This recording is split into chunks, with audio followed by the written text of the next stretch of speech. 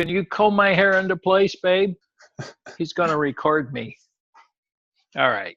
All right. So let me hit recording here.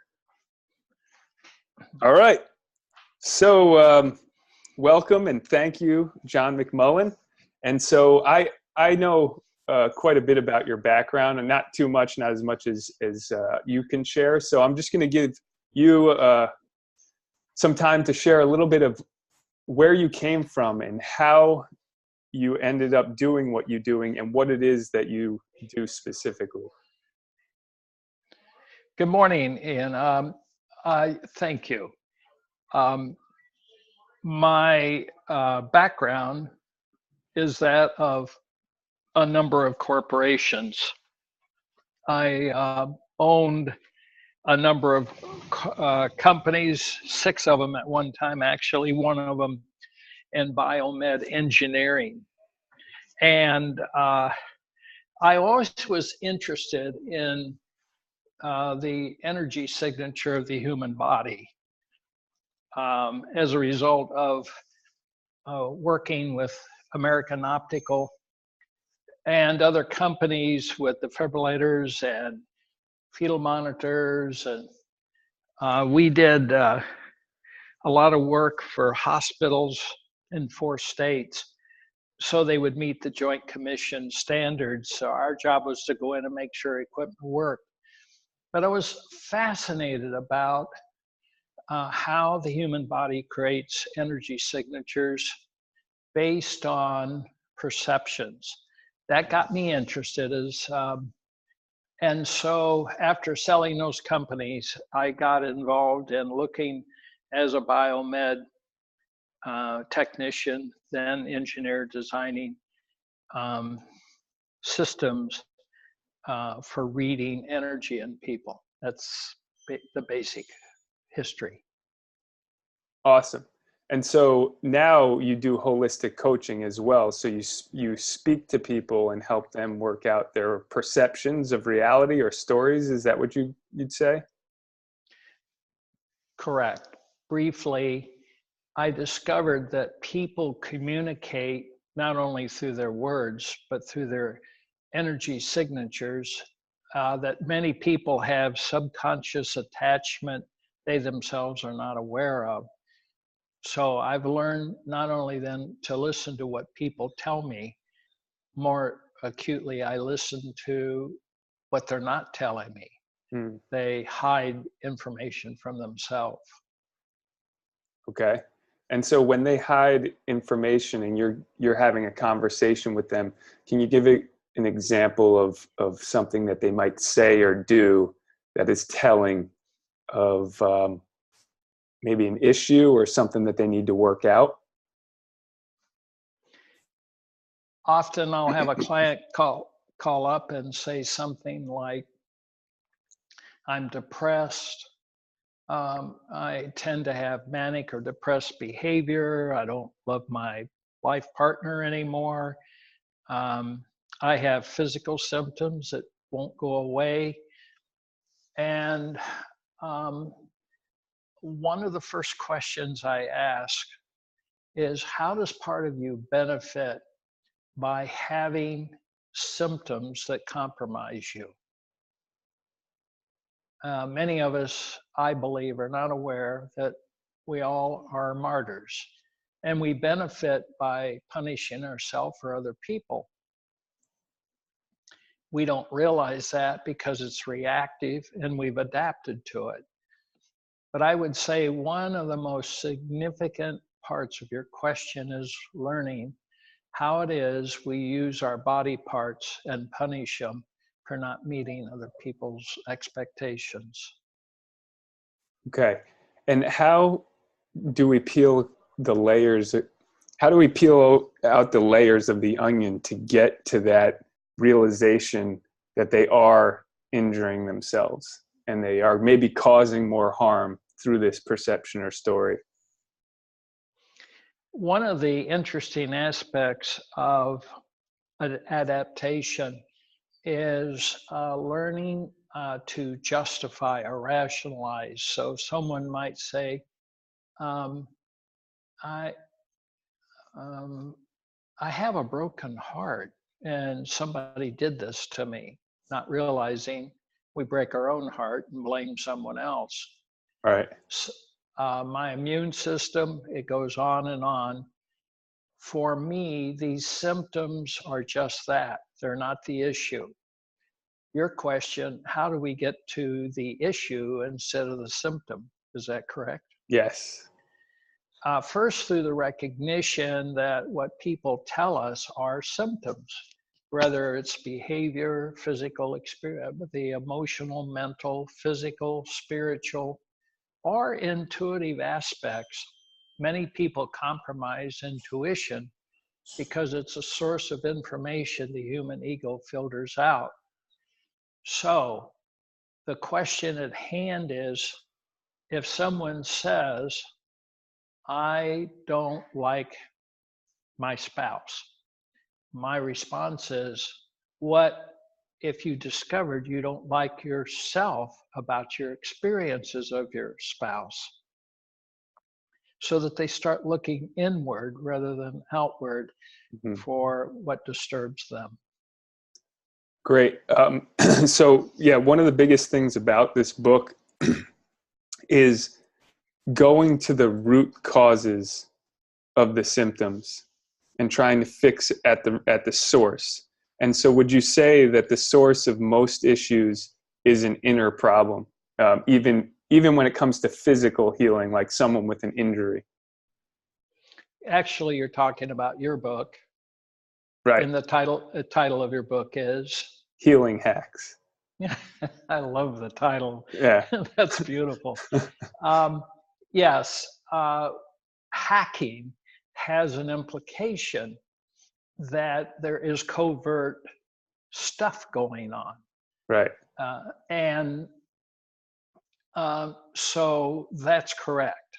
I perceive that when the body is out of balance energetically because of its belief systems, we actually overactivate some glands and organs, underactivating others, as an acupuncturist would tell you.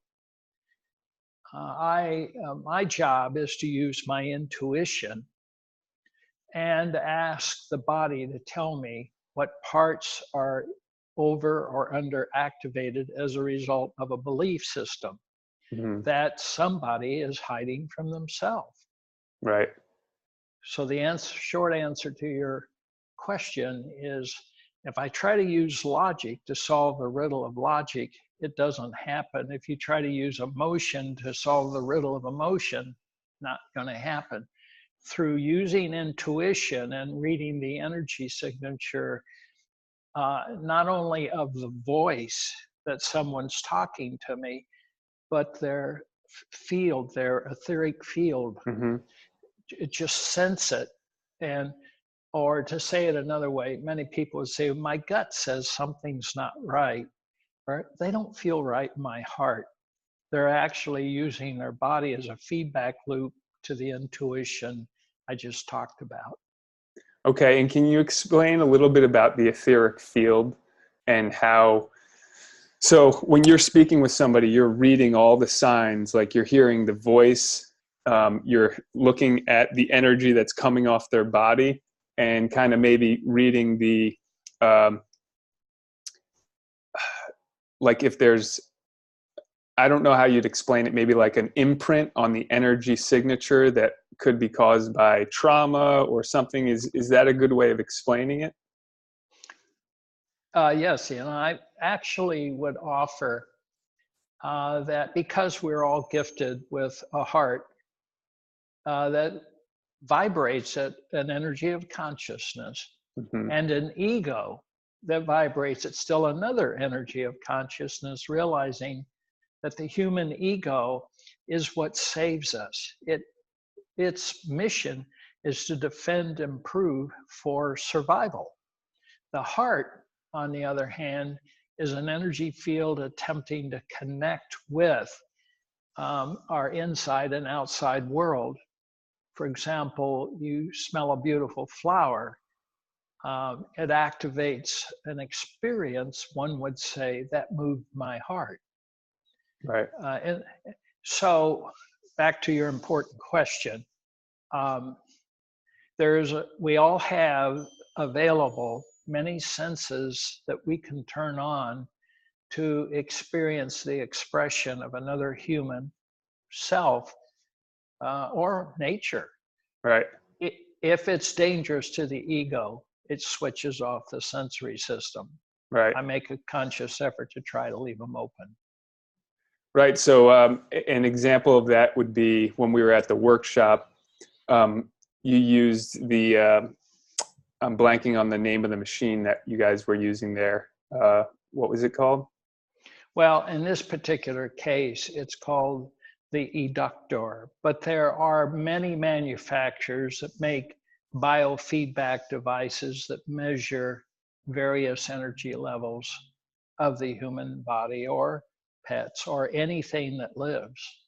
Okay. And this measured the energy signature, and you used it on somebody who was in the workshop and worked on her energy signatures, and then all of a sudden she had a sense of smell that was greater than it was before, or it came back to her or something like that.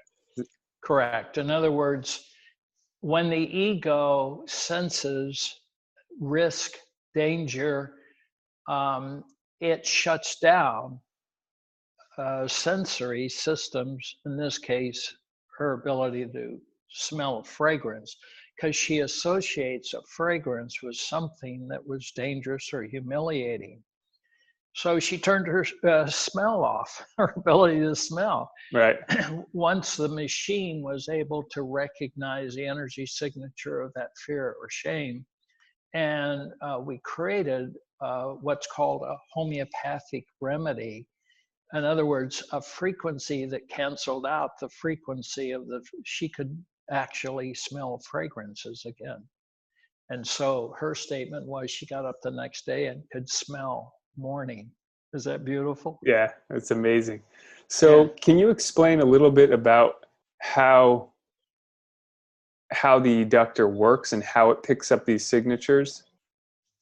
Because I know it's a little bit complicated and sometimes it's hard for people to wrap their mind around. Then why don't we use language that we can understand? Hopefully your listeners will hear. Yeah. Actually, I'd mentioned earlier in my biomed feedback days, I learned the ability to sense, as I believe all humans can do. The reason we don't sense all this energy information off of another human is it's sensory overload. Mm. It's like if there's a bad odor in the house, we adapt to it, and then we don't even know it's there until we go outside and come back in. Right. So what I do is sense that energy signature. The equipment, because of we hook up some electrodes to the body and start measuring chakra energy, meridian energy, on and on.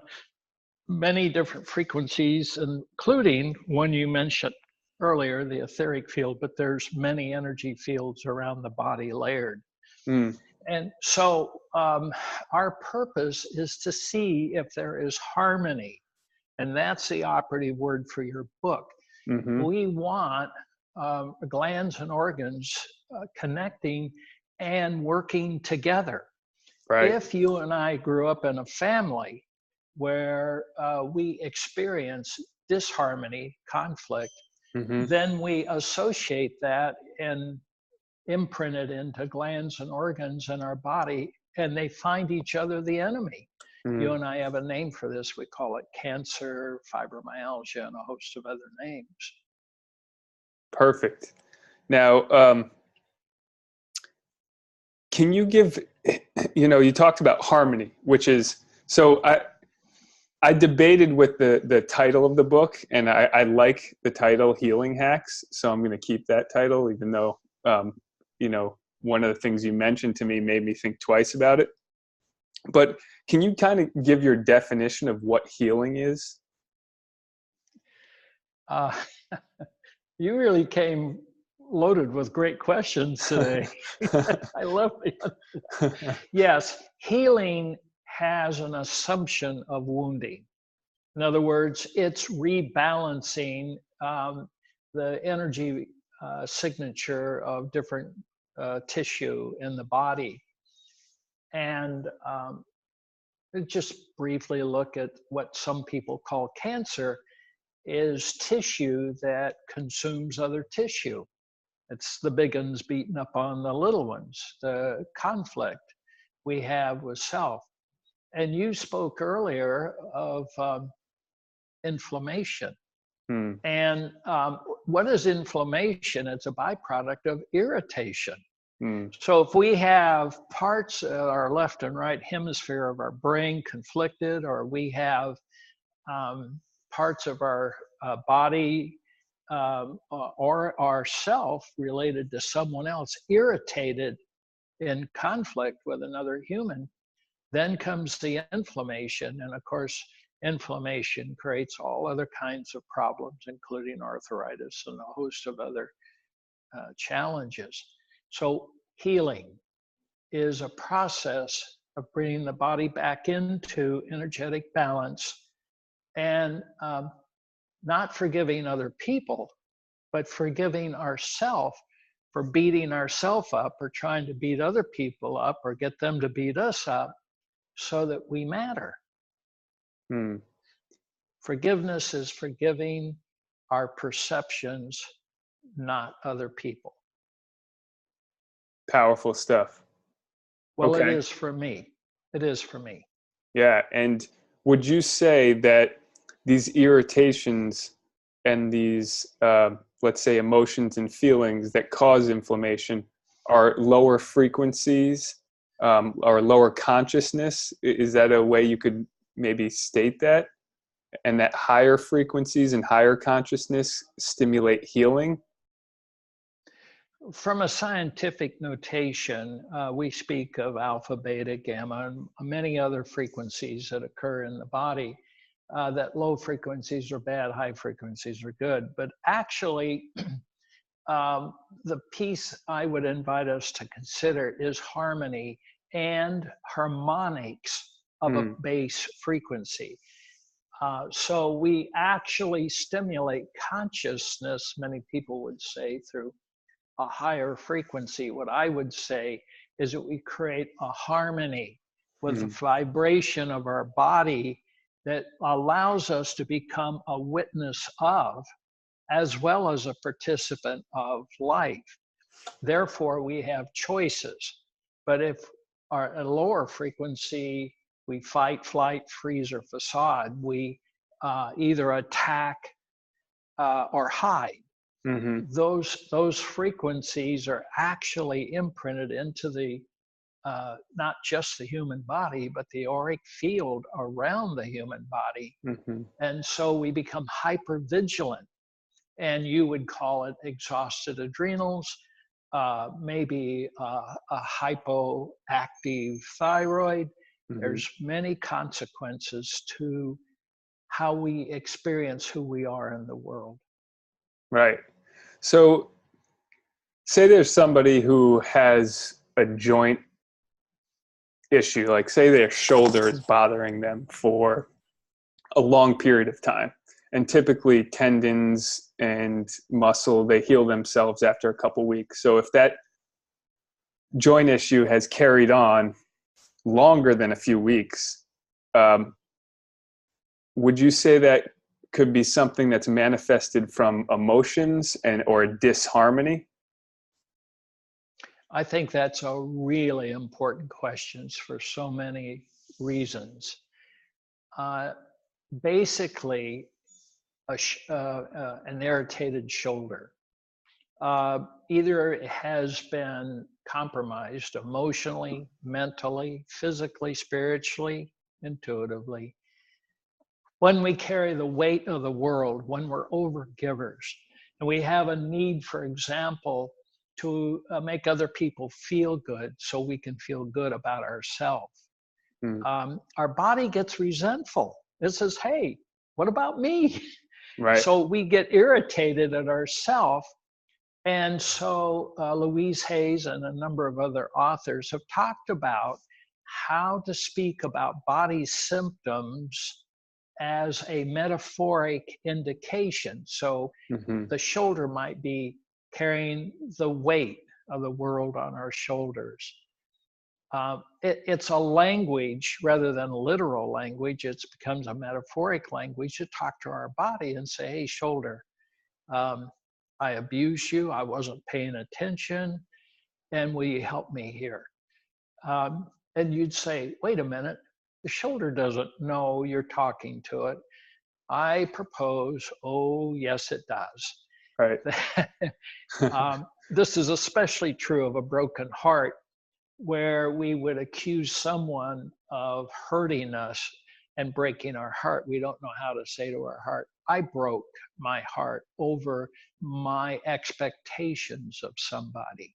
Hmm. So learning the language of metaphoric discussion with the heart creates a new frequency and opportunity. Otherwise, we go on having a physical therapist or a chiropractor or some other allopathic person continually trying to massage or put our shoulder back into place.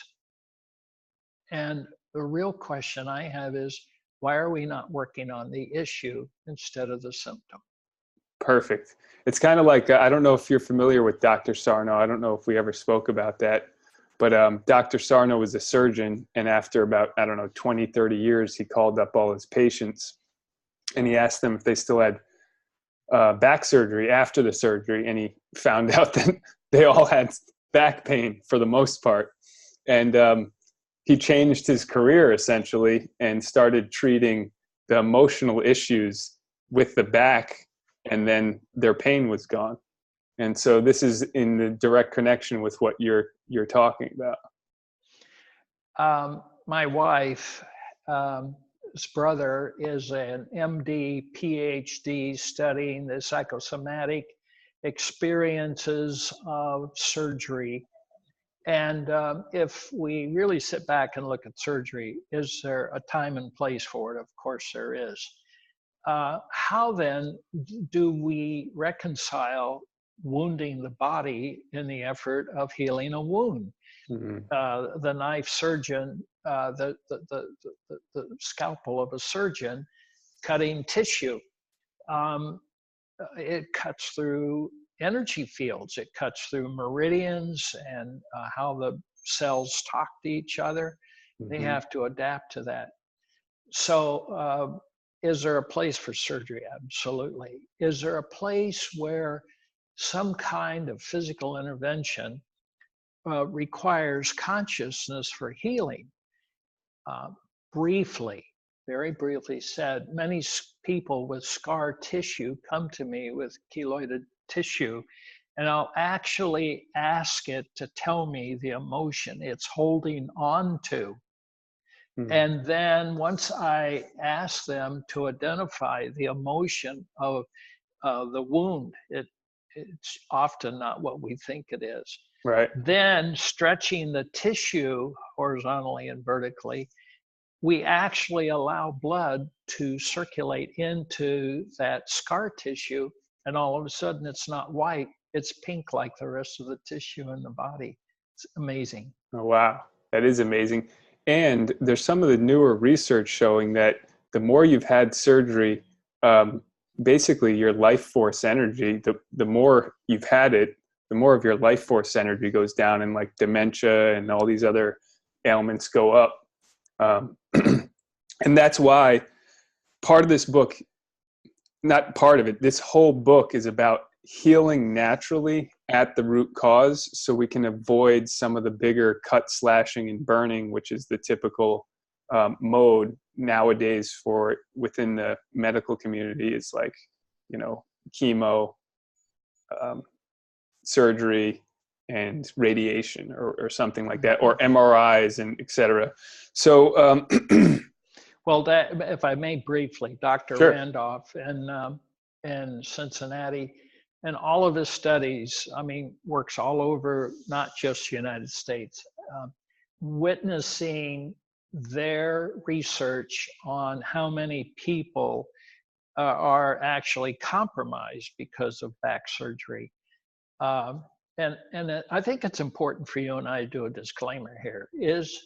Are there times when the intervention of surgery is called for? We're not doctors. The answer, of course, is yes. The question that you and I want to ask is, what did anybody bother to resolve the emotional attachment to the wound in the first place? Did anybody bother to go through a process of reconnecting the energy of the body that was separated? So Right. a lot of people talk about miracle healing through touch. What I would really say is we re-energize functional energy into that part of our body. Mm-hmm. And would you say that's the power of something like a meditation, is you're actually drawing in this energy into your body to stimulate healing? The answer for that question is yes. And that brings us back to a question you asked earlier regarding how does the adductor, excuse me, or other pieces of equipment work. I'm going to use some language that's a little hard to embrace because it is not, they're not words of the allopathic healing per se. The idea that there is what we call a unified field of energy. Mm-hmm. Now, when certain scientists witness that energy is modulated based on the observer. Albert Einstein witnessed this. He called it spooky. He didn't know what else. He couldn't understand how come different people would influence the outcome of how protons flowing through a grid would be affected by the observer. What is going on? Right. So back to your important question. Is it possible that we, all humans, are actually connected to, we'll call it a unified or universal field, whatever name you want to put on it? It is a life force energy field, Mm-hmm. and we're all funneled into that energy field. Now, I'll just make a simple statement. What if our source, call it God, Jehovah, Great Spirit, whatever name you give higher source, constantly providing healing, as we would call it, energy, life force energy of enthusiasm, passionate desire, and curiosity, constantly being fed. And because of our self-esteem and self-worth issues, our inferiority complex, our hands go, no, not for me. I don't deserve it. Right. And then we wither away. We begin atrophy and begin to dissipate. Yeah. Interesting possibility. Yeah. So would you say another way I've heard it said is things like resentment, anger, guilt, shame actually block us from the spirit of the sunlight of this higher unified field, God, whatever you want to call it. And when we work through these issues and remove these blockages, that we are now connected with the source, and then therefore we can stimulate healing. And, you know, somebody like David Hawkins' work said, healing happens at like the level of joy. So when you feel peace and joy, you start to stimulate or connect with that unified field at a different level. Yes, much of his writing and teachings, much of which I agree and some I disagree with because Right. I'm immortal. Right. I would offer this. Actually, we live in what I perceive as a duality world, and that we learn from the shadow and enjoy the light side of energy. Many people hide from the ego, hides from shame and fear and what threatens us or what shames us. But in truth, we learn more from our challenges than we do from pleasure. Hmm. And so, what I would say to Dr. Hawkins or some others, people say, I just want to live in peace. I just want to be happy. And Mm-hmm. what I reflect to them is, well, then how do you learn? Right. If you live in this world of no challenges, how do you expand consciousness? Mm-hmm. So I would offer that there is what some people would call destiny, meaning the synchronicity of the moment we live, die, and all the events in between. It's not the events, it's how we experience them. Mm-hmm. And so for me, the core issue here isn't the events in our life, it's what they represent to us. That issue determines the functional, coherent flow of life force energy through our body as much as anything else. So would you say, for example, PTSD is not the event that happened, it's the emotions and what it represented that caused the actual PTSD? I would agree to your statement so much to tell you that my personal experience with the tens of thousands of clients I've had over the years, often the PTSD people bring back from a battlefield is not the event on the field. Mm. They associate the trauma of the event with something earlier in their life. Mm. So, personally speaking, I have witnessed people lift themselves out of the abyss, not working on the event they thought put them into paralysis or a hypnotic stupor, but an event earlier in their life. They used this disassociation as a tool to hide the experience of trauma. Mm. So, metaphorically speaking, if we can find an age that represents where we were traumatized, we have no clue, reclaim the event and turn it into a learning experience instead of a paralyzing event, magic happens. Right. So it's basically you're transforming the experience that they had and the emotions that they attached to them, or what it represented to them. It's a different representation. I like your transforming. Another word I like is the metamorphosis of Okay. watching a caterpillar turn to a beautiful butterfly through the containment of its own cocoon.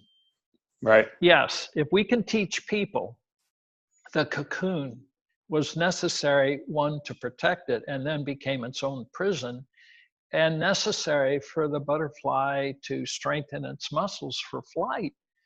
Um, if we can help a person experience an event from a different position, magic happens emotionally, mentally, physically, spiritually, intuitively. Right. We become a different person. Right. Yeah, we begin to grow. Now, say someone was listening or they're reading the book, how would they know they're in a hypnotic stupor?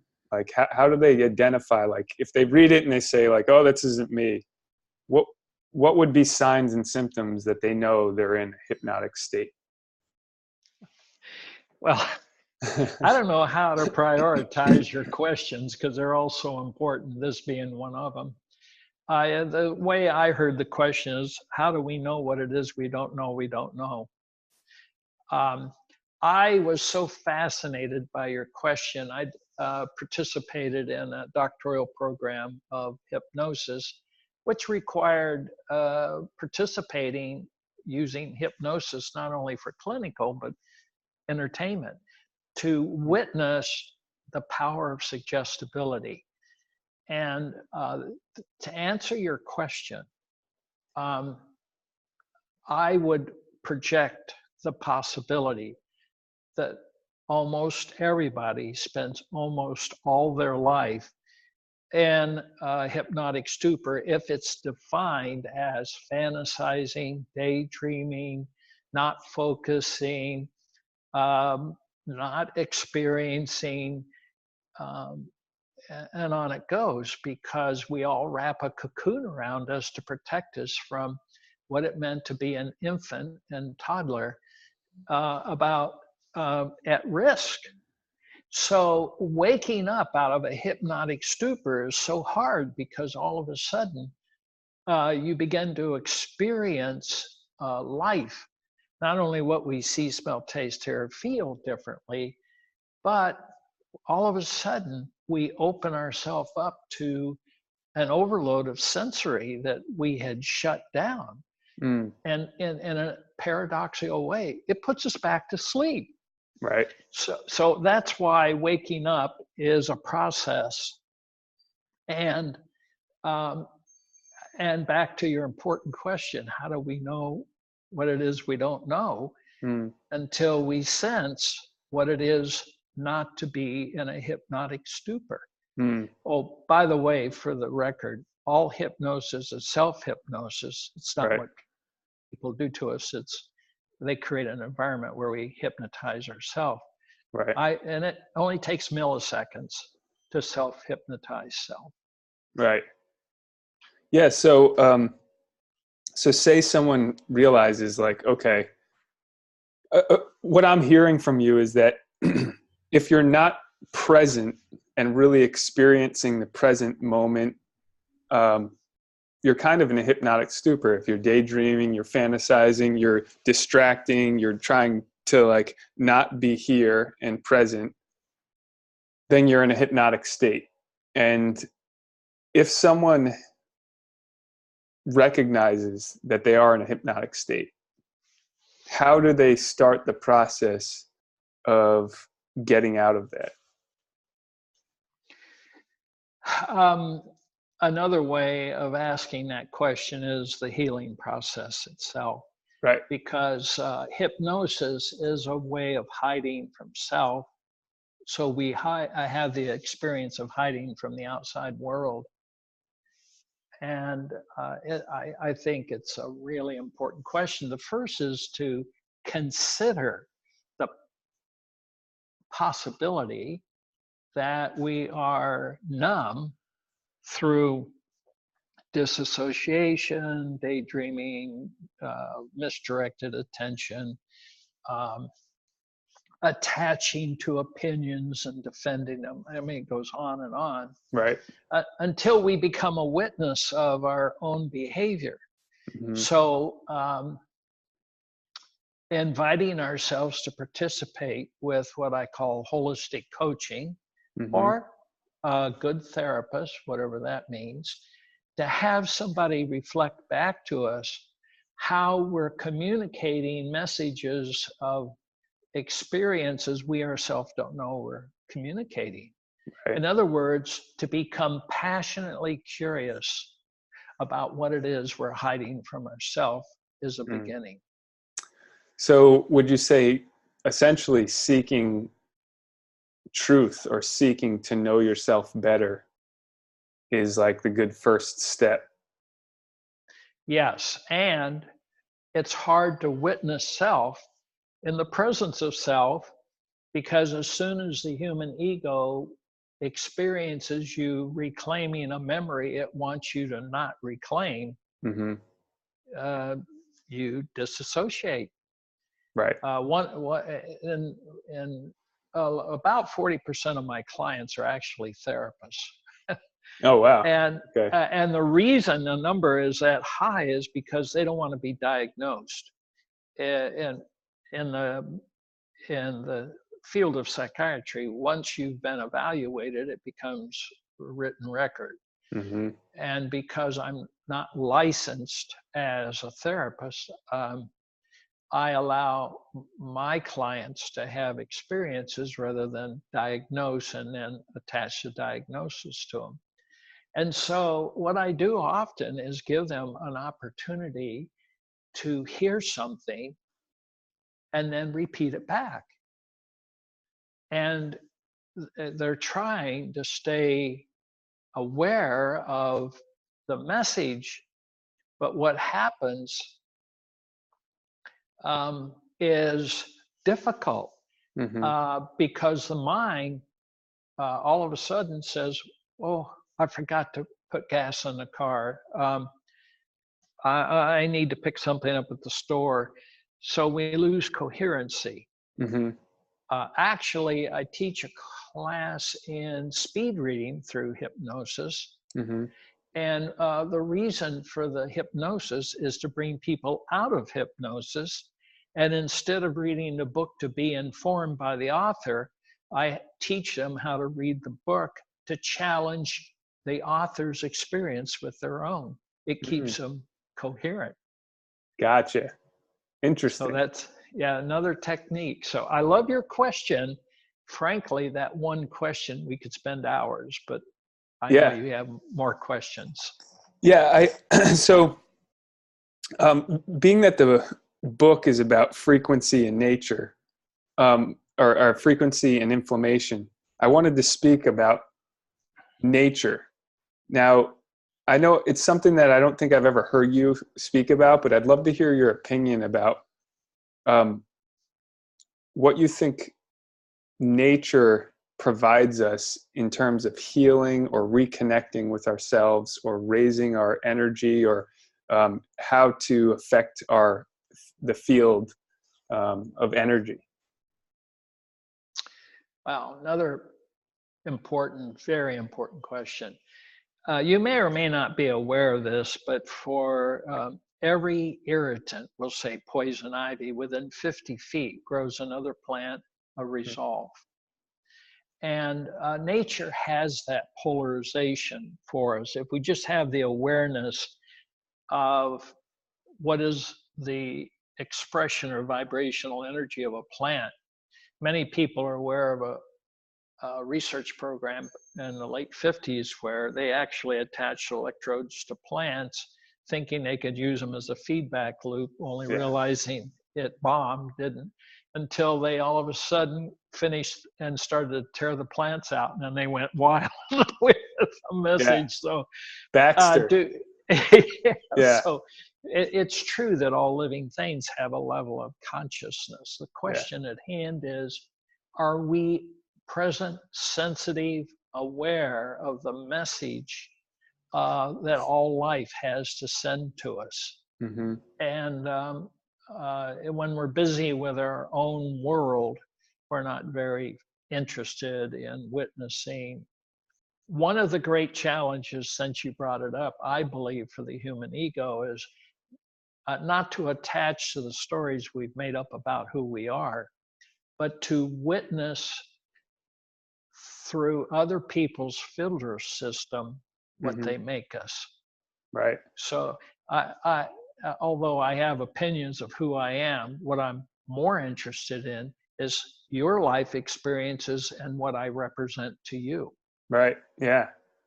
Yeah. Are you familiar with Bruce Lipton's work at all? Yes. Biology of Belief. Correct. You spoke a little bit about kind of the perception and environment, and that's kind of what I want to draw in, is like how your environment affects your energy field, right? And so who you're surrounded by, like, so if you're around nature or if you're in the city and surrounded by chaos and confusion, etc. And he proposed, which was against the mainstream science, which was that genes affect everything. And what he proposed is that the environment actually is what is the biggest factor in that. So would you say that our environment, depending on what environment we're in, will change our energy signatures, especially over time? And how would that affect our health and our ability to heal? Earlier, I talked about adaptability, and people in New York adapt to noise. Mm-hmm. In a way, in the country, you and I listen for crickets. Yeah. It's it does our environment influence our well-being, and in shades of gray, absolutely. As you well know, our DNA is made up in a helical format. The most efficient antenna that man has ever designed to track satellites is a helical antenna with a parabolic reflector underneath it. Mm-hmm. And you and I actually have tuned our helical antennas, our DNA, to the energy of self and the outside world. Mm-hmm. And we can actually adjust. The DNA actually expands or contracts based on its experience of its outside world. Another word we would use for that is adapting. So back to your important question. Are there people, Japanese, where the bomb was dropped, who were affected far greater than other people about radiation and dying? And the answer is yes. Mm-hmm. How one person experiences, for example, radiation from an X-ray machine, different than another. Mm. Are there trends? Yes. Is there adaptability? Yes. So yogis practice all kinds of pain so that they can prove that they have the consciousness to shut off pain. What I believe they do is actually numb themselves out. Mm. Do we all have the consciousness to turn off pain so we don't have to feel it, which has a light and shadow? I don't feel the pain, but now I don't know. I've got 6 weeks to live because I'm filled with cancer. Right. So back to your important point, frequency. It is amazing for me to witness where we take the frequency of homeopathic or herbal remedies or energy signatures from other sources and intend them to merge with the frequency of someone's belief system, Mm. and watch how quickly we can influence how a person perceives himself Mm. and influence their self-loathing. Is it, from the drug industry, it's a chemical function of how we adapt to the influence of synapsing in the brain. Mm-hmm. Sorry, let me shut that off. Sure. From a holistic point of view, it becomes another opportunity. Let me just. That's fine. Okay, go ahead. Now, one last piece I want to say. Can you and I be transducers? Can we actually create a frequency of vibration with another human that opens a heart? Mm. So since I had the privilege of having you participate in the class as a teacher, that's what I call everyone that thinks they're a student. Right. I got to witness the vibration of your beliefs when I would expose you to certain information.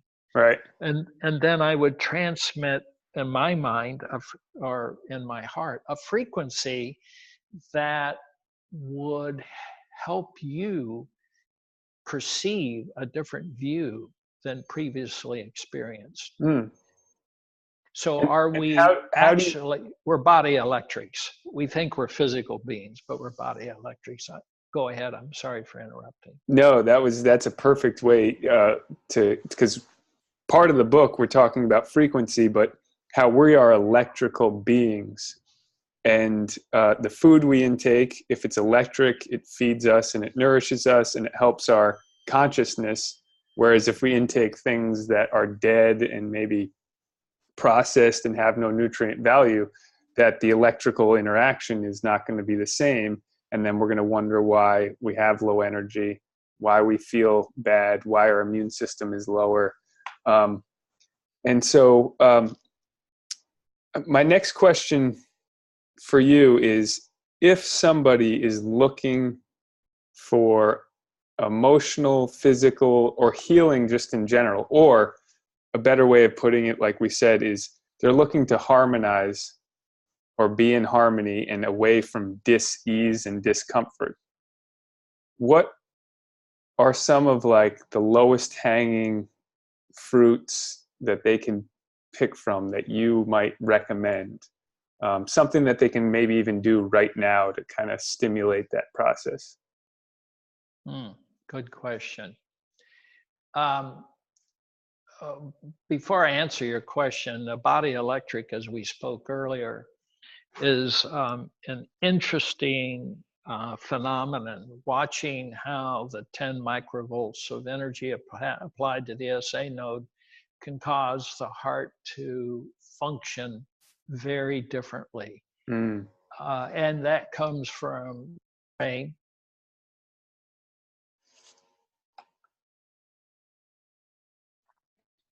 Oh, there you are. You're still there.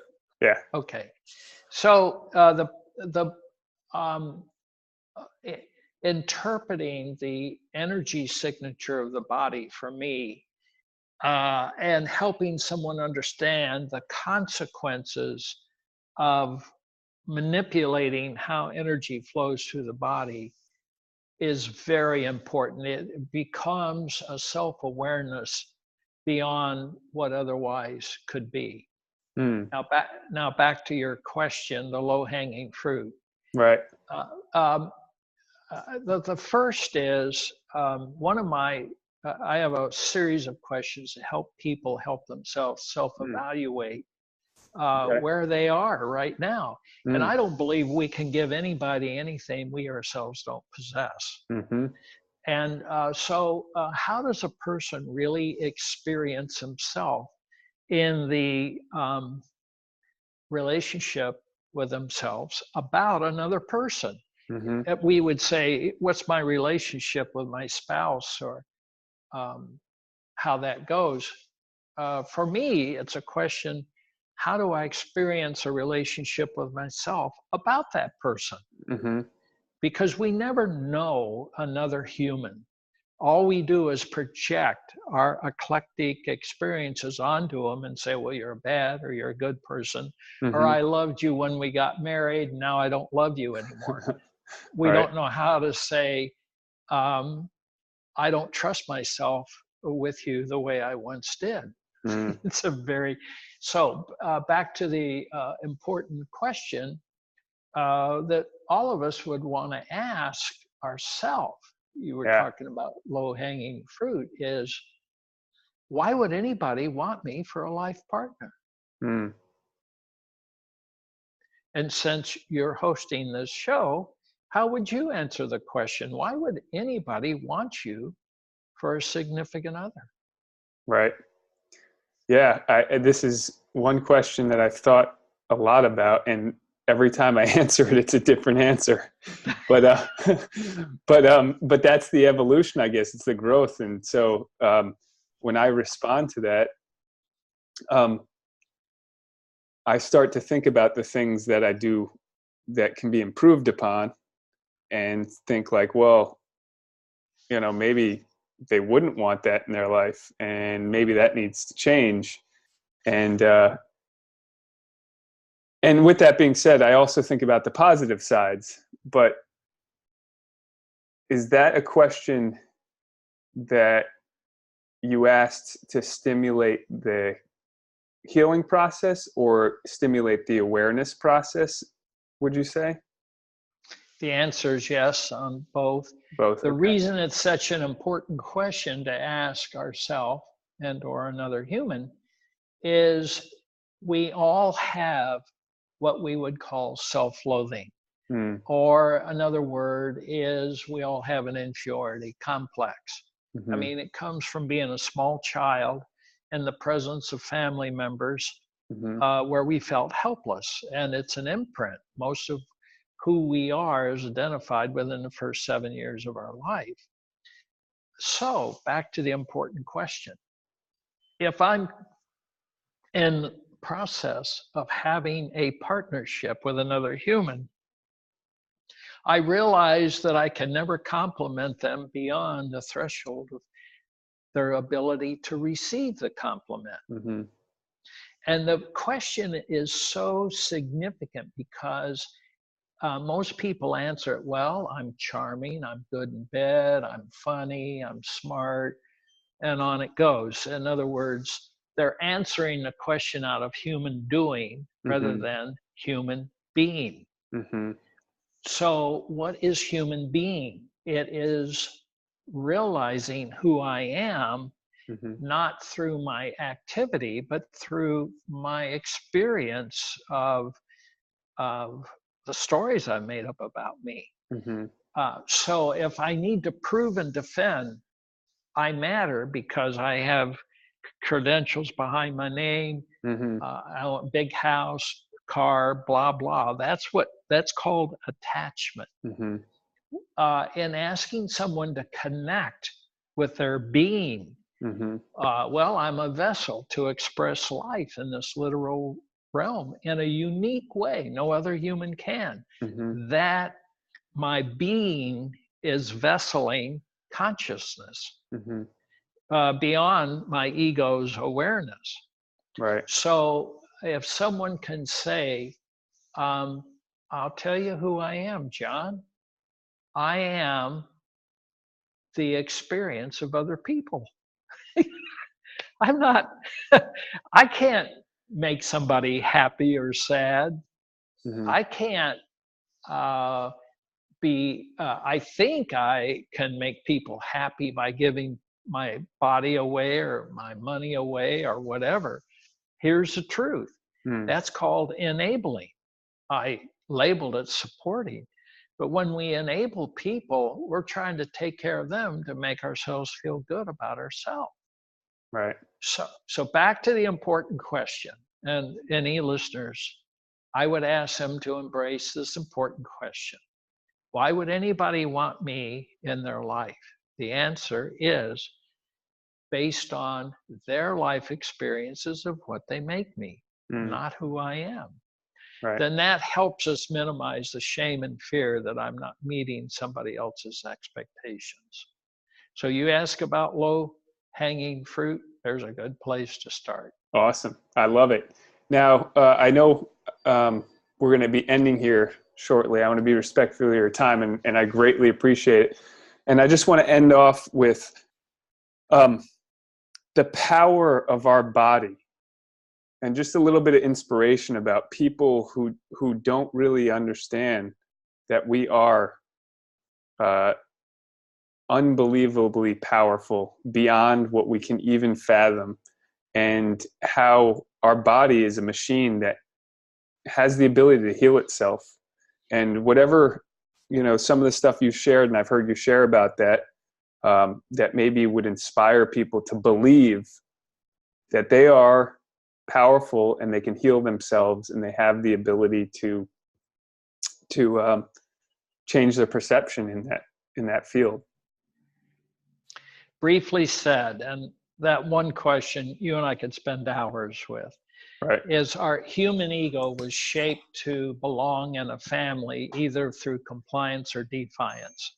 And then as adult children, on we go with the same beliefs. To Mm-hmm. answer your question, I think it's really important to grow beyond the attachments that we had as children, Mm-hmm. because we're adult children, to believe in a simple truth. We're a lot more afraid of intimacy and power Mm-hmm. than we are shame and fear.